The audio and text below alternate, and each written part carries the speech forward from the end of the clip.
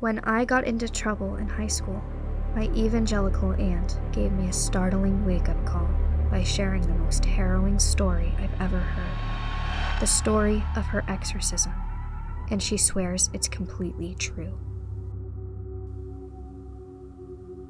I'll never forget the look of disappointment on my mother's face the day I got suspended from high school.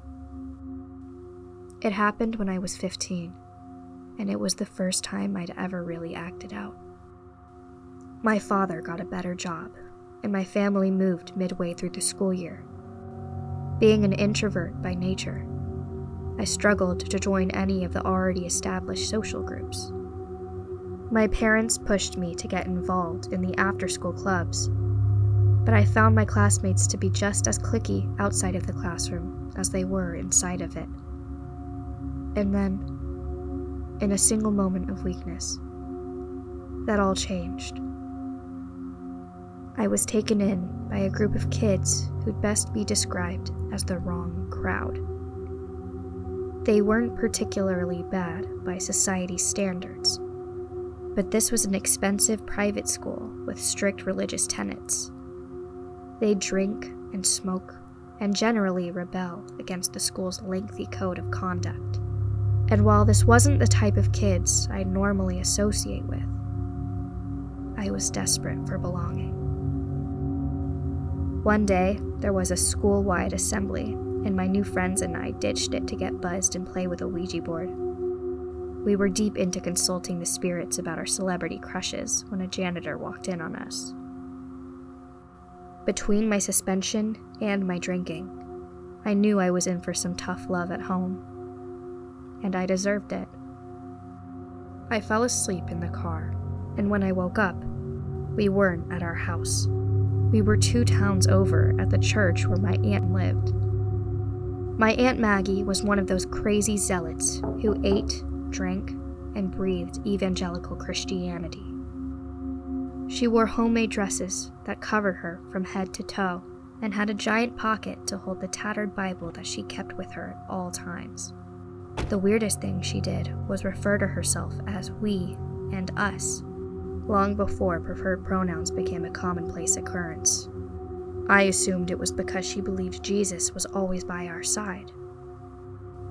I wish I still believed that. My mother left to run errands, and my aunt and I made small talk as I braced myself for the inevitable sermon. She started it with, "You probably think of us as a prude, but we weren't always this way. We used to be just like you." And then she did something completely unexpected. She unzipped the top of her turtleneck dress and revealed her neck and chest were completely covered in tattoos. I was blown away when I saw her ink. And then she quickly zipped it back up and began her story. She explained that she left home to go to beauty school when my mother was still a toddler. She lived a fast lifestyle of drinking, drugs, and dabbling in the occult. One night, a few years into her hedonism, she woke up to see a dark, malevolent force coalescing above her. She thought she was having a nightmare and tried to shake it away, but she couldn't. As the entity neared, she instinctively knew that it meant to take control of her body, much like the demons that Jesus cast into the Gadarene swine. She summoned every ounce of her will and reached for a Bible she kept on her nightstand. Not one that she read, but one that she profaned as a candle holder. As she struggled to fight against the malevolent force, she could feel it pouring into her body. A heaviness enveloped her. It felt as if she was pushing her arm through wet cement.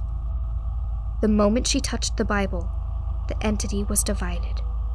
The bulk of it was driven away, but the part that had already invaded her body still remained. As she lay there clutching the Bible against her chest, she heard a resounding guttural voice that was everywhere and nowhere all at once, that said, "I inhabit you now."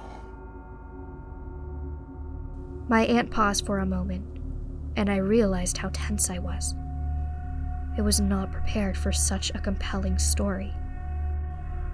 She took a sip of her tea and then unfastened the pouch on her dress and took out her Bible, the very one she'd grabbed onto so many years before. She explained that her battle with the demon had only just begun. She was bedridden for days, locked in a struggle that tested her physically, emotionally, and spiritually. On the third day, the family's pastor called on a colleague to perform the rite of exorcism. She explained that the entity reacted violently to the exorcist's presence. It made her writhe and buck as the priest demanded the demon exit her body. The spiritual battle lasted for hours. The exorcist had a young assistant that sat silently in the corner until a surprising moment when she spoke the name, Orabis. The demon immediately recoiled. The exorcist started repeating the demon's name over and over until my aunt's body contorted upward and the invader withdrew. He floated over her for a long moment and then lifted her off the bed and into a pool of darkness. She hovered there for what she said felt like hours, but the exorcist said was only a few seconds. In that darkness, the demon spoke to her in a language incomprehensible to everyone else, and then it released her. At that point, my mom returned to pick me up, and my aunt gave me a hug goodbye. Neither my mother or I said a word on the drive home.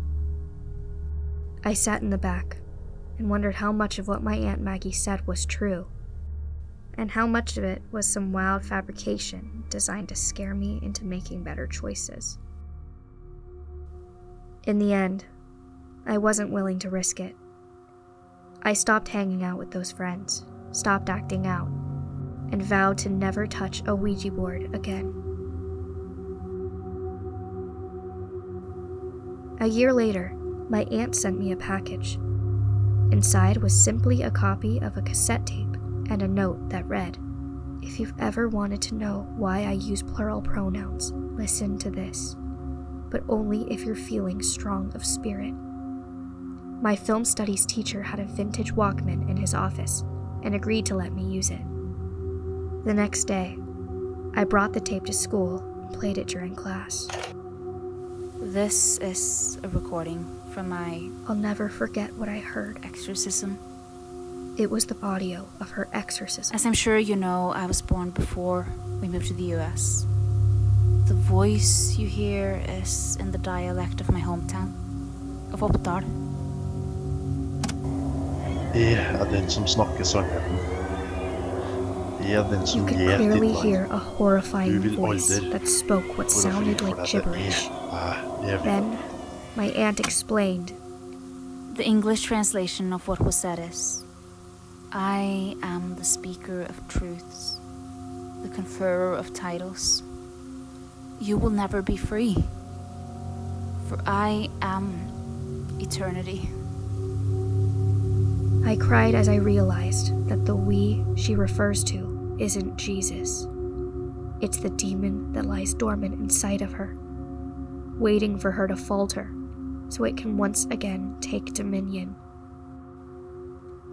I've slept uneasy since.